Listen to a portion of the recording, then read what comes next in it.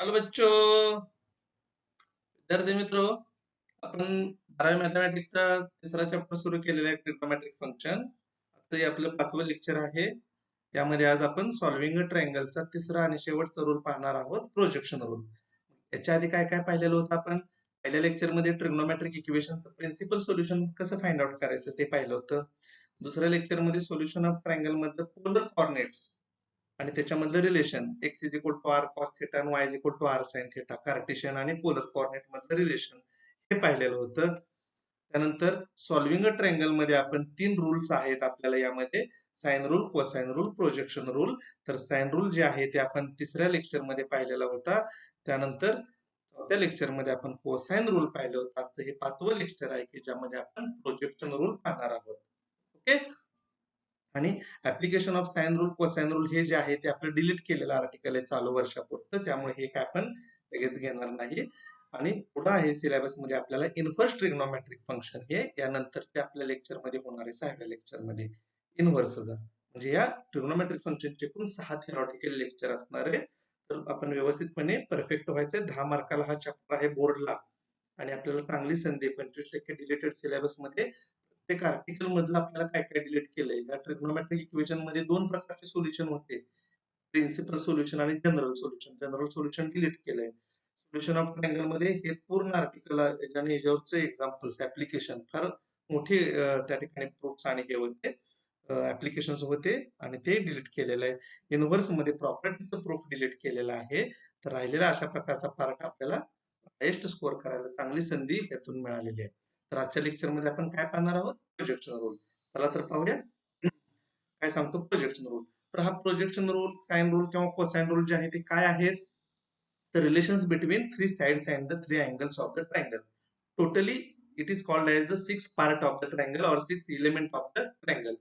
Out of this, if any 3 parts are given, if any 3 elements are given, then finding the remaining 3 parts means solving a triangle. And for this, we have used sine rule, cosine rule, and now projection rule. How to find the solution bye using projection rule. तर त्यासाठी आधी आपल्याला projection rule काय आहे तो पाहूया. अगदी simple आहे. In any triangle A B C, prove that A is equal to B cos C plus C cos बी.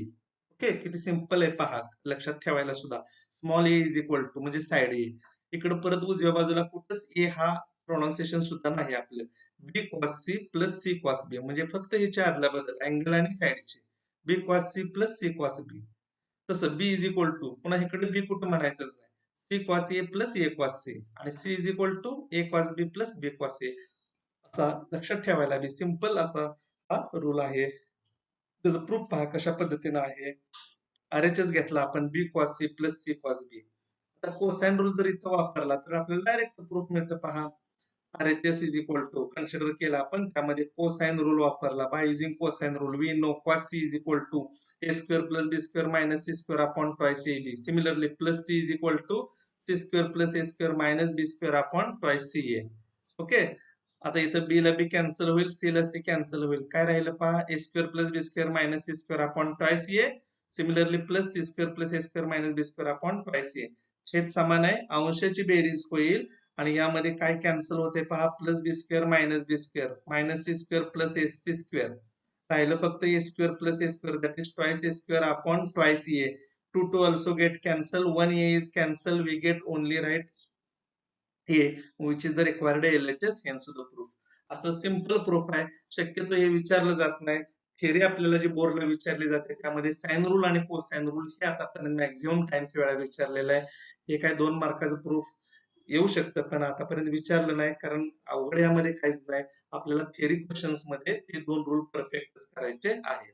लक्षात आलं? तर अशा पद्धतीनं हा पहिला रूल प्रूव्ह झाला.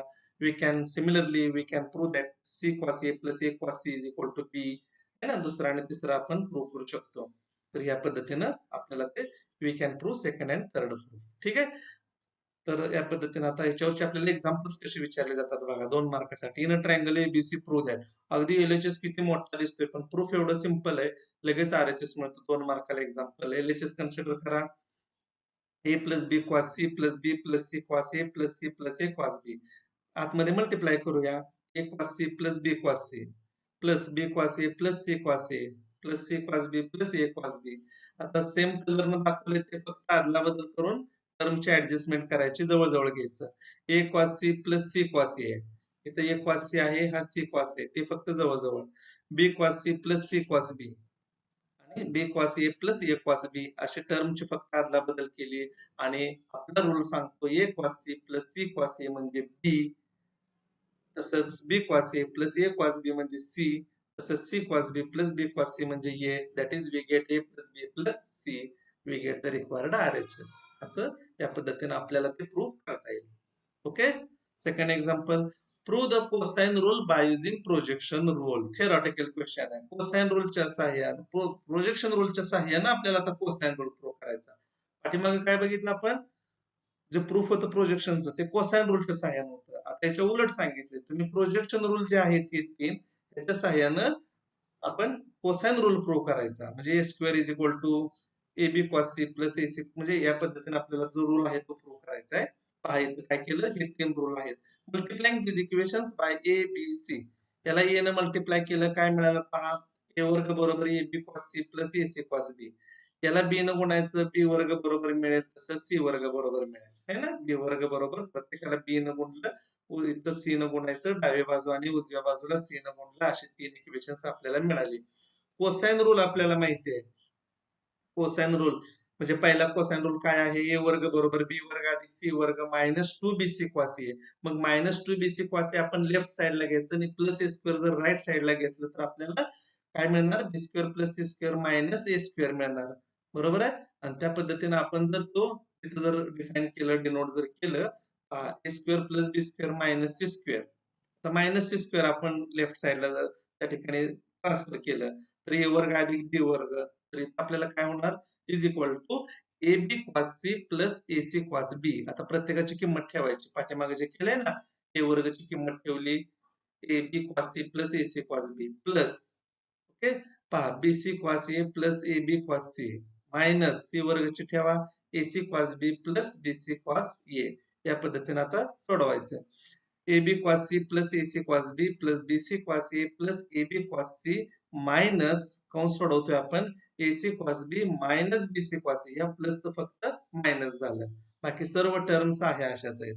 त्याच्या पुढे पहा आता काय होईल, यामुळं ए बी कॉस सी इथं आहे आणि इथं काय आहे पहा, a b cos C plus a b cos c इथं, that is twice A b cos c. A c cos b आणि minus a c cos b cancel, b c cos a आणि minus b c cos a cancel, we get twice A b cos c. म्हणजे a square plus B square minus C square is equal to twice A b cos c. म्हणजेच आपल्याला cos C चा तिसरा result prove झाला. Okay. म्हणजे minus C square इकडे घ्यायचं आणि हे ह्या बाजूने घ्यायचं, म्हणजे सी वर्ग बरोबर ए वर्ग अधिक बी वर्ग वजा 2ab cos c. This is the third cosine rule.